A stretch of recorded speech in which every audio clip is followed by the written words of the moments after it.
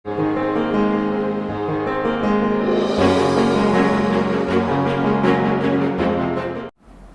सबको प्रभु यीशु मसीह के मीठे नाम और मधुर नाम में सलाम।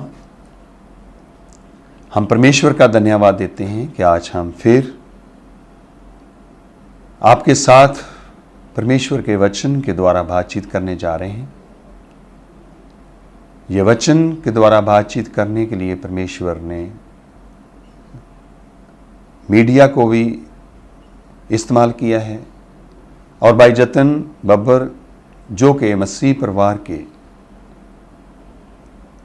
इस सारे प्रोग्राम को देखते हैं उनको भी इस्तेमाल करता है, क्योंकि ये वचन है जो हमें बचा सकता है, ये वचन है जो हमें सच्चाई की ओर लेके जा सकता है और ये वचन है जो हमारी सारी योजनाओं को पूरा भी कर सकता है। और हम धन्यवाद देते हैं इस मसीह परिवार चैनल के लिए कि परमेश्वर उसके साथ रहे, परमेश्वर इसको आगे बढ़ाए और इसकी सारी योजना को पूरा कर सके। आए हम दुआ करें। प्रभु परमेश्वर पिता, हम तेरा धन्यवाद देते हुए तेरी हजूरी में आते हैं।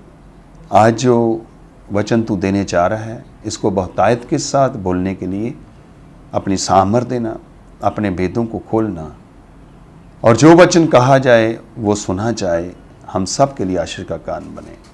आपके बेटे खुदावंद यीशु मसीह के नाम से मांगते हैं, आमीन। हम परमेश्वर के वचन से एक आयत देखेंगे, भजन संहिता उसका 34 बाब उसकी 8 आयत, जिसमें लिखा है परख कर देखो कि यहोवा कैसा भला है, क्या ही धन्य है वह पुरुष जो उसकी शरण लेता है। ये आयत, ये परमेश्वर का वचन जो दाऊद के द्वारा लिखा गया, और दाऊद के बारे में हम जानते हैं कि उसका संबंध परमेश्वर के साथ बहुत था और वो सदा परमेश्वर की हजूरी में रहता था, शरण में रहता था। और जब उसका हम जानते हैं कि शाऊल के साथ मनमुटाव होता है और जो शाऊल है उसको अपने रास्ते से हटाना चाहता है, मारना चाहता है, और शाऊल जबकि वो भी जानता है कि परमेश्वर का हाथ इसके ऊपर हो चुका है, परमेश्वर की दया इसके ऊपर हो चुकी है, लेकिन फिर भी वो उसको, दाऊद को अपने सारे जो कार्य के लिए इस्तेमाल करना चाहता है।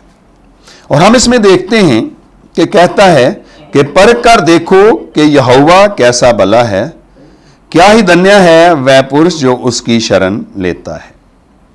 आज हम जो लोग हैं, हमें इस आयत के ऊपर ध्यान करने की जरूरत है।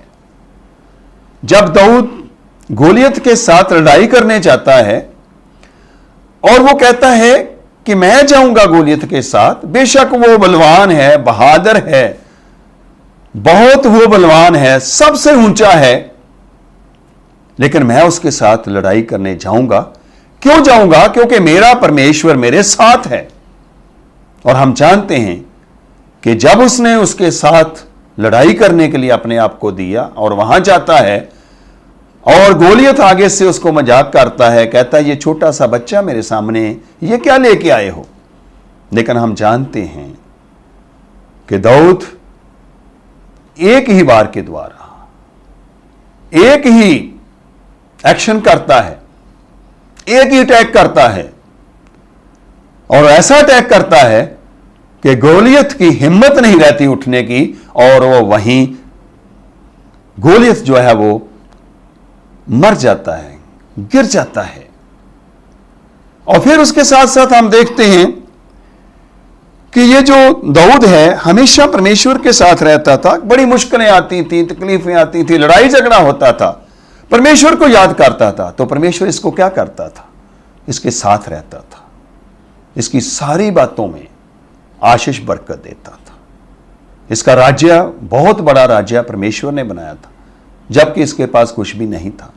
आज भी वो दाऊद के ये वचन हमारे लिए आशीष के कारण बनते हैं। इसलिए कहता है कि परख कर देखो यहोवा कैसा भला है।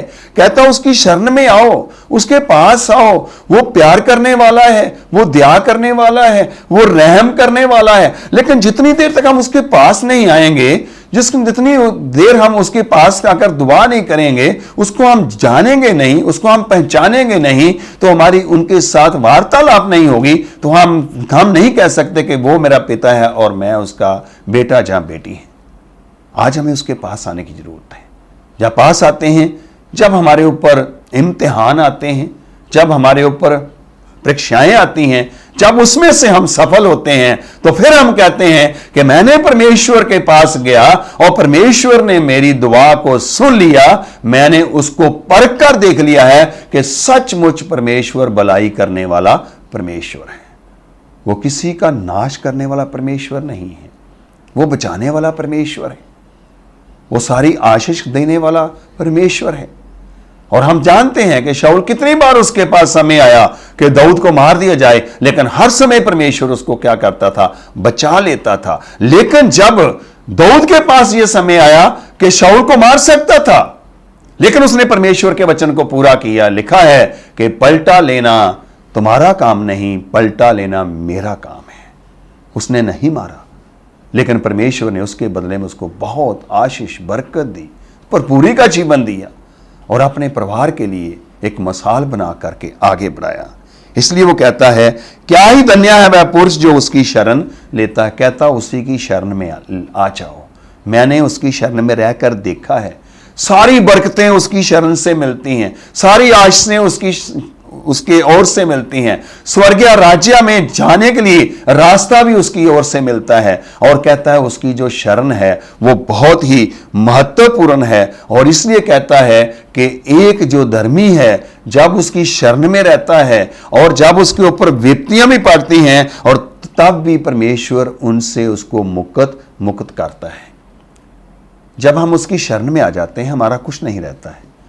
जब उसकी हम शरण में आ जाते हैं हमारा सब कुछ परमेश्वर का हो जाता है। जब हम उसकी शरण में आ जाते हैं तो परमेश्वर हमसे प्यार करता है, हमें अपनी बाहों में लेता है, अपने पास रखता है, हमें अपने पास से दूर नहीं जाने देता, क्योंकि वो हमारे जीवन को जानता है, हमारी भावनाओं को जानता है, हमारे स्वभाव को जानता है। वो जानता है कि हम कितना विश्वास करते हैं और कितना परमेश्वर को हम प्रेम करते हैं। जितना हम ज्यादा प्रेम करेंगे उतना ही परमेश्वर हमारे ऊपर भी अपने प्रेम को जाहिर करेगा। और हम जानते हैं जिसको परमेश्वर प्रेम करता है, अगर वो समुद्र से भी होकर जाते हैं, गुजरते हैं और समुद्र को दो हिस्सों में बांट देता है। और ये हम जानते हैं कि ये मूसा के समय में लोगों ने देखा है, उन्होंने उस परमेश्वर को देखा है। वही एग्जाम्पल हमारे पास है। आज हमें भी परमेश्वर को बार बार परखने की जरूरत नहीं है, हमें सिर्फ परमेश्वर के पास आने की जरूरत है, परमेश्वर से मांगने की जरूरत है। क्योंकि परमेश्वर कहता है कि मैं तुम्हारा परमेश्वर हूं। और कहता है अगर तुम्हारा मन इस संसार में रहते हुए बहुत ही टूट गया है, उसमें कोई इच्छा नहीं रही, कोई आशा नहीं रही, कोई फ्यूचर नहीं दिखाई देता है, इसलिए कहता है यहोवा टूटे मन वालों के समीप रहता है और पिसे हुओं का उद्धार करता है। अगर आज हम पिसे हुए हैं लोगों की बातों से, लोगों के लोन से पिसे हुए हैं, घर की चिंताओं से पिसे हुए हैं और हमारा मन उदास रहता है, हमारा मन जो है वो टूट गया है, हमें कोई बचाने वाला नहीं है, हमें कोई संभालने वाला नहीं है, हमारी कोई मदद करने वाला नहीं है। और दाऊद कहता है एक है जो तुम्हारी मदद करना है, वो तुम्हें संभालने वाला है, वही तुम्हारी रक्षा करेगा और वो तुम्हें अच्छा जीवन देके, उद्धार का जीवन देके अपनी महिमा के लिए इस्तेमाल करेगा। आए हम अपने आप को उसके हाथों में दें और वो सचमुच परमेश्वर भला है। अय्यूब की कहानी में हम देखते हैं वो दोबारा आशीष देता है, बरकत देता है, सब कुछ देता है, फिर खुशियां देता है। तो हमें क्यों नहीं देख सकता? आज हम भी उससे मांगे, उसी विश्वास से मांगे जैसे अय्यूब ने भी कहा था जब उसका सब कुछ ले लिया गया, कहा था जिसने दिया उसने लिया, उसी का नाम मुबारक। आज हम भी कहें परमेश्वर पिता तेरे नाम को मुबारक है। अगर हमारे घर में बीमारी है, लाचारी है, दुख है, दर्द है, लड़ाई झगड़ा, तेरे नाम से कहते हैं दूर हो जाए। हमारा विश्वास है वो दूर हो जाएगा और हमारा जीवन खुशियों से भर जाएगा। परमेश्वर इन वचनों के द्वारा आप सबको आशीष और बरकत दें, आमीन। आइए हम दुआ करें। प्रभु परमेश्वर पिता, इस वचन के द्वारा तूने हमसे बातचीत की है, इस वचन को बहुतायत के साथ इस्तेमाल होने के लिए दिया है। इस वचन में प्रभु परमेश्वर पिताजी तूने हमारी अगुवाई की है, तूने सुनने वालों को भी आशीष दी है, हमारे टूटे मनों को शांति से तृप्त कर दिया है। और तेरे नाम से कहते हैं प्रभु यीशु, हम तेरी हजूरी में रहें, तेरी शरण में रहें, सारी शैतानी ताकतों से बचे रहें।